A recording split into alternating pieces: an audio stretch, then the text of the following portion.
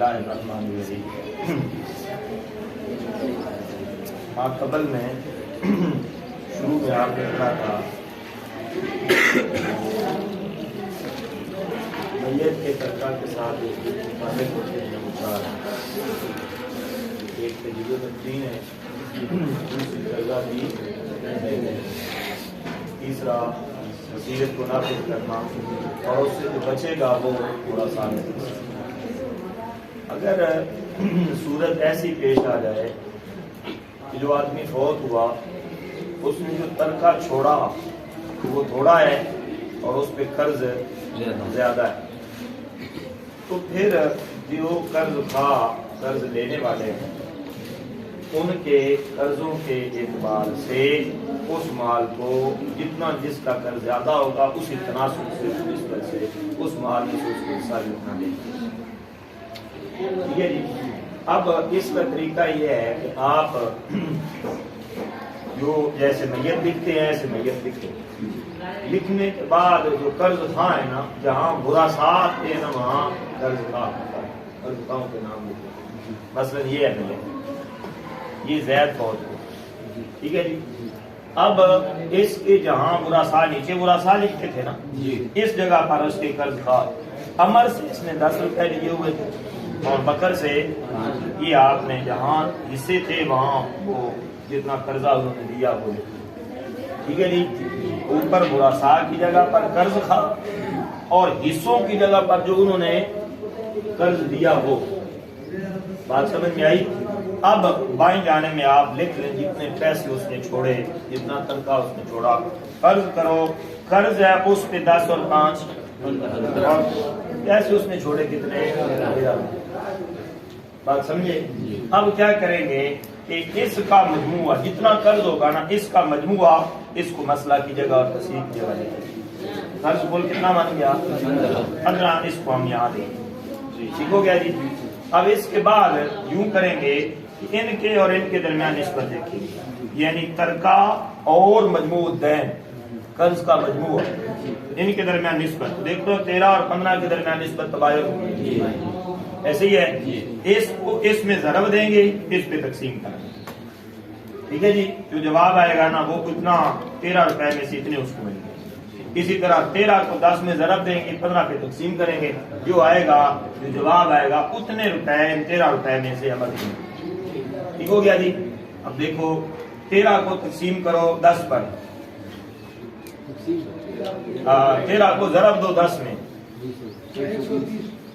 और तकसीम करो 15 पे,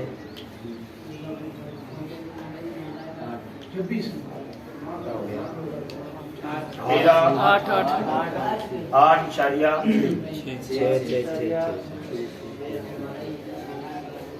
आगे, ठीक है जी। इसी तरह 13 को 5 में ज़रब दें और 15 पे तकसीम करें,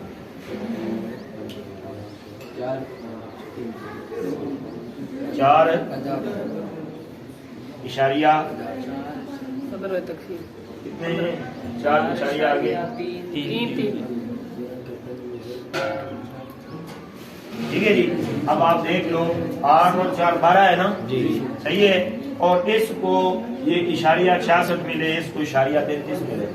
तो अब आप इशारिया इधर देखो, इधर 66 है इधर 33 से मिलाएं तो ये भी बन जाता है 13 बन जाएंगे। तो 13 रुपए में से 8 इशारिया 66 ये मिल जाएंगे अमर को और 4 इशारिया 33 ये मिल जाएंगे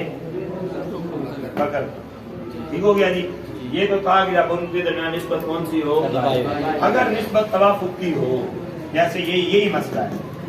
ठीक है जी। अब ध्यान करें आप, तर्का उसने छोड़ा 9 रुपए और कुल कर्ज कितना है 15,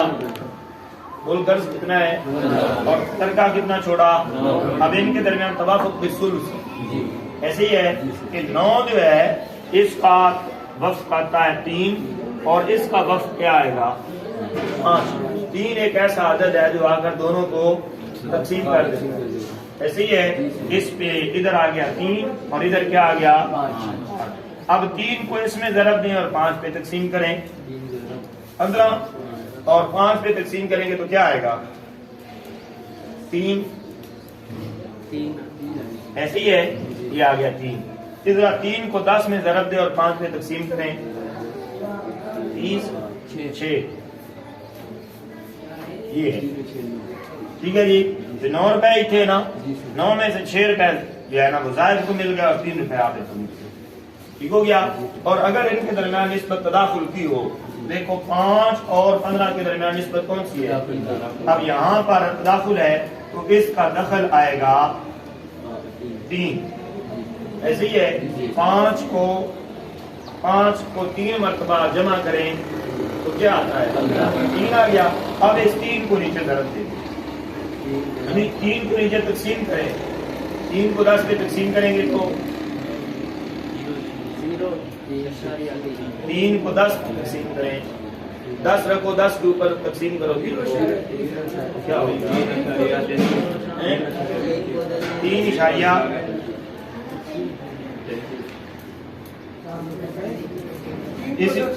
نہیں 10 اس پہ تقسیم کرنا جیسے یہاں ہے اوپر والا 10 کو 3 پہ تقسیم کرو گے تو 3 اشاریہ 33 آ جائے گی اسی طرح 5 کو 3 پہ تقسیم کرو گے تو 1 اشاریہ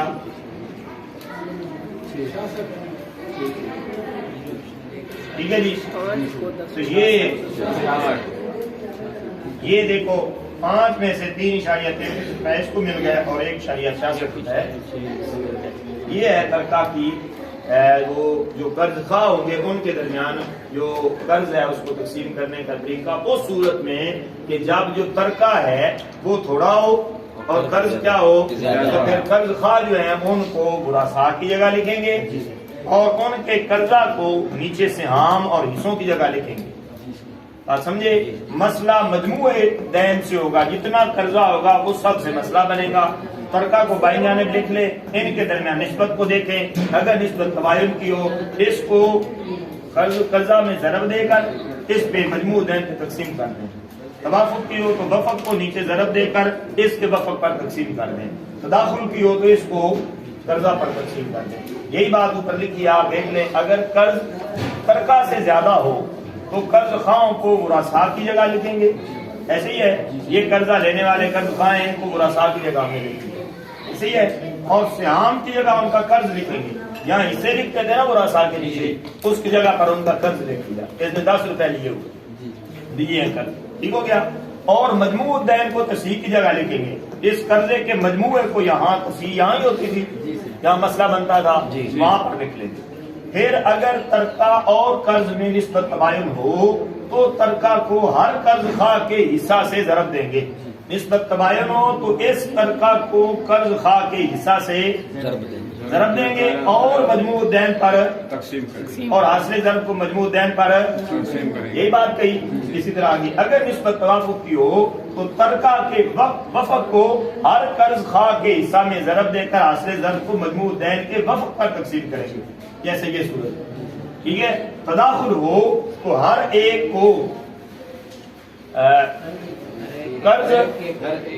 ہر ایک کے قرض کو مجموع دین کے دخل پر تقسیم کریں گے ٹھیک ہے جی یہ ہے دخل اس کا اس پہ تقسیم کریں گے تو جو جواب آئے گا حساب کو اس میں سے ترکہ میں سے اتنا اتنا حصہ جو اس کے قرضے کا ہے وہ اس کی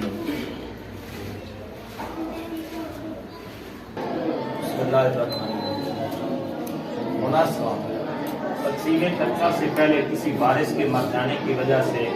اس کا حساب اس کے ورثاء کی طرف منتقل کرنا یہ مناسبت ہے ہوا یہ کہ ایک بندہ فوت ہوا اس کے بیٹے تھے تقسیم انہوں بیٹوں نے آپس میں وراثت تقسیم نہیں کی پھر بیٹا جو ہے ان میں سے کوئی فوت ہو گیا ان کی بھی آگے اولاد ہے ابھی بھی وراثت تقسیم ہے پھر آگے جا کے کوئی فوت ہو گیا